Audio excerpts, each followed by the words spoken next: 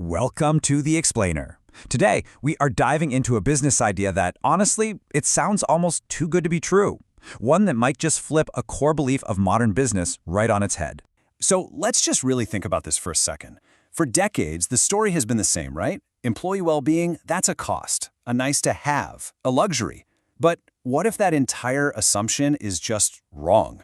What if investing in your people is actually the single most profitable thing your company can do?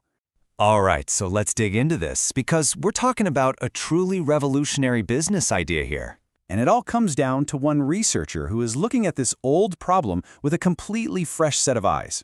And his findings, well, they have the potential to change pretty much everything we thought we knew about the link between profit and people. So, let's meet him. This is Dr. Shay Saban. He's been described as an atypical accountant, which, I gotta say, is the perfect description. He has this really unique background that combines the super rigorous world of finance and economics with a deep understanding of, how people tick. He's the perfect person to build that bridge between the hard numbers on a balance sheet and the very human idea of well-being. So, what is this big concept he came up with? Well, it's called corporate happiness responsibility, or CHR for short, and it's a whole new framework for thinking about business success. Okay, so CHR isn't just about feeling good. It's a proactive business strategy. And that word, proactive, that's everything. It means you're not just reacting to problems or trying to avoid harm. You are deliberately, actively investing in the well-being of your employees, your customers, and your community because you know it's going to create tangible, measurable value. A good way to understand CHR is to compare it to something we're all pretty familiar with, corporate social responsibility, or CSR. Think about it. CSR is often reactive. It's about damage control, minimizing harm, doing less bad. CHR is an evolution of that. It's proactive. It's about creating good, doing more good, with the fundamental belief that this will directly drive profit. Now, all of this sounds great, right? But Dr. Saban, being a numbers guy at heart, knows that for business leaders to take this seriously, you need more than just a nice idea. You need hard data. You need proof. And here it is, the single most powerful number to come out of all his research. 12%.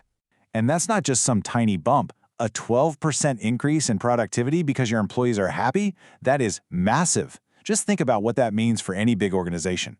This is the moment that happiness stops being this kind of fuzzy, philosophical concept and becomes a quantifiable, hard-nosed engine for growth. And the good news doesn't stop with productivity. The research also found that it strengthens your brand in the eyes of your customers, and the flip side is true too. Neglecting well-being can actively damage your brand. Then you throw in the huge savings you get from lower employee turnover, less money spent on recruitment, on training, and the business case becomes, well, it's pretty much undeniable. Okay, I know what you're probably thinking because it's the elephant in the room. How can all these programs, all this investment not cost a fortune? It just sounds like a classic business expense, right? This is the core skepticism that Dr. Saban's work really has to get past. And this is where it gets really interesting. This is where Dr. T. Saban's background in finance becomes so critical. He figured out a mechanism that makes CHR not just possible, but profitable.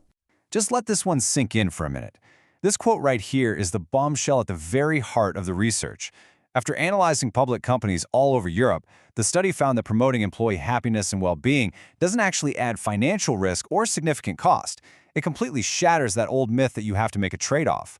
So how is that even possible? Well, the secret lies in doing something that business has always struggled with, putting a number on the intangible. Dr. Saban figured out how to take a soft concept like happiness and translate it into the hard language of finance. And this little example just shows you exactly how it works. Let's walk through it. 1. A company decides to launch some well-being initiatives. 2. As a direct result, fewer employees leave, turnover goes down. 3, and this is the key, you can now calculate the exact financial savings from not having to constantly recruit, hire, and train new people. And 4, boom, you've got a measurable return on investment, an ROI, for happiness. And that is the huge transformation. The second you can calculate its ROI, happiness stops being some soft philosophical company value. It becomes a hard, strategic asset that shows up on the balance sheet, generating real, measurable value. This data-driven approach also solves a classic age-old business headache, that conflict between managers and shareholders.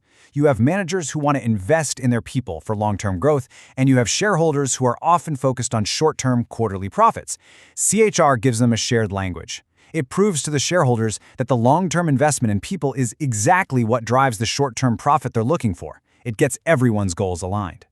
So, as we start to wrap this up, it becomes really clear that this isn't just another management trend. This is a fundamental challenge to how we even think about the purpose of a business. Corporate happiness responsibility is offering a new model, a real paradigm shift. It argues that a truly successful company isn't just the one that maximizes profit, but one that also generates well-being, because the two are completely linked. It's a more holistic and, frankly, a more sustainable way of defining success. And this brings us to our final, really provocative question. If the data is this clear, if you can boost profits without adding financial risk just by investing in your people's well-being, then what's really stopping more companies from embracing it? What's the real barrier? Is it just old habits, outdated thinking, or something else entirely? It's a powerful question to reflect on. Thanks for joining The Explainer.